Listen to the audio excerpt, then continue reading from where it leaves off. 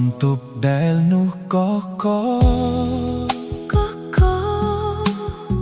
ភ្នែកបងត្រេកអរជួបអូនដំបូ